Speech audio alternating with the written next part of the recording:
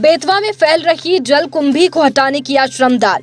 कई सामाजिक संस्थाओं के लोग पहुंचे श्रमदान करने।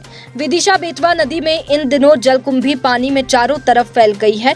बेतवा पर 21 वर्षों से निरंतर चल रहे श्रमदान के तहत आज सुबह 6 बजे से फिर नगर के समाज सेवी और संगठनों के लोग जुटे।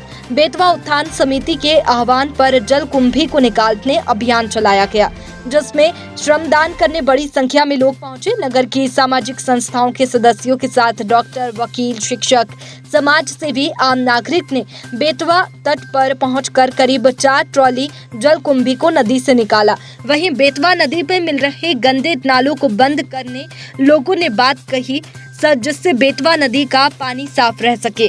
बेतवा उत्थान समिति की ओर से समिति के संरक्षक अतुल रतनशी चाह ने अनवरत चल रहे श्रमदान की जानकारी के साथ जल संरक्षण पर उपस्थित श्रमदानियों से अपनी बात कही। परंपरा अनुसार राष्ट्रगान के बाद समिति के सचिव राजकुमार अग्रवाल द्वारा आभार व्यक्त किया गया।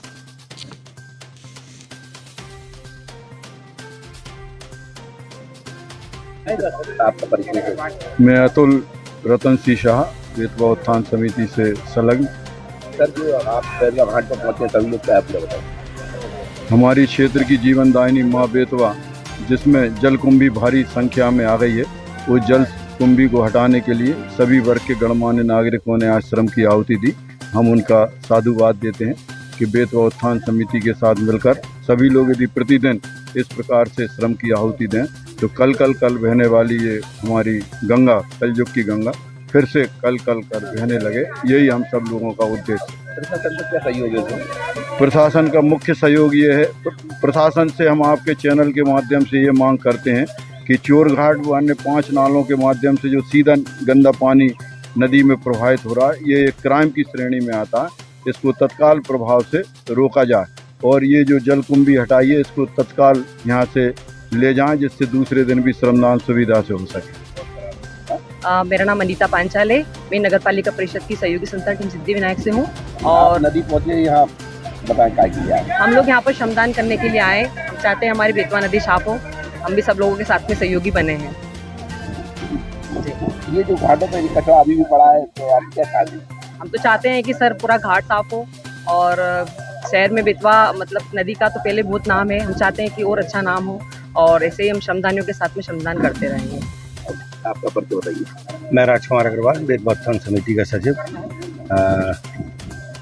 ये कार्यक्रम चल रहा है इसका बताइए। ये जलकुंभी नदी में फैल गई है, जैसा कि पहले से भी काफ़ी 10 वर्षों से मांग चल रही है। यहाँ आगे एक चोर नाला है जिसमें से पूरा शहर का गंदा पानी आता है और उसके आगे भी 4 नाले और हैं, 5 नाले हैं।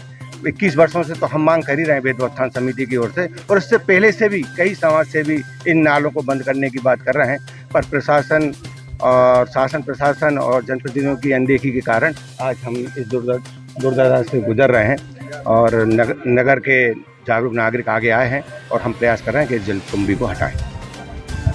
जी सर, परिचय बताएं। मैं गोविंद देवलिया, विदिशा में इतिहास और संस्कृति पर काम करता हूँ। अभी जो बेतवा घाट पर जो श्रमदान चल रहा है, क्या है आपको बताएं? बेतवा हमारी जीवनदायिनी नदी है। ये न केवल विदिशा बल्कि बासोदा, कुरवाई से लेकर ओरछा तक लाखों लोगों के जीवन का स्रोत है और इसलिए बेतवा को शुद्ध रखना, प्रदूषण मुक्त रखना ये हम सबका कर्तव्य है। और हम पिछले दिनों से देख रहे हैं कि इसमें जलकुंभी नामक जो एक वनस्पति है, जो एक दूषित वनस्पति है, जिससे जल जो है अशुद्ध हो रहा है, उसके नाते हमने यहाँ बेतवा उत्थान समिति और अन्य सेना जो यहाँ के हमारे सामाजिक संगठन है, अंगद सेना इत्यादि के सहयोग से यहाँ ये श्रमदान करने का तय किया।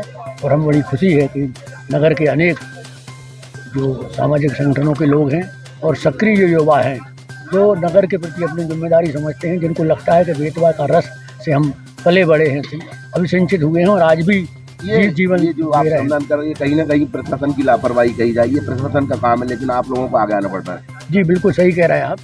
दरअसल ये सारा काम तो प्रशासन का ही है, पर प्रशासन को इस बार हम छूट इसलिए दे रहे हैं कि वो सब चुनाव में लगे हुए हैं।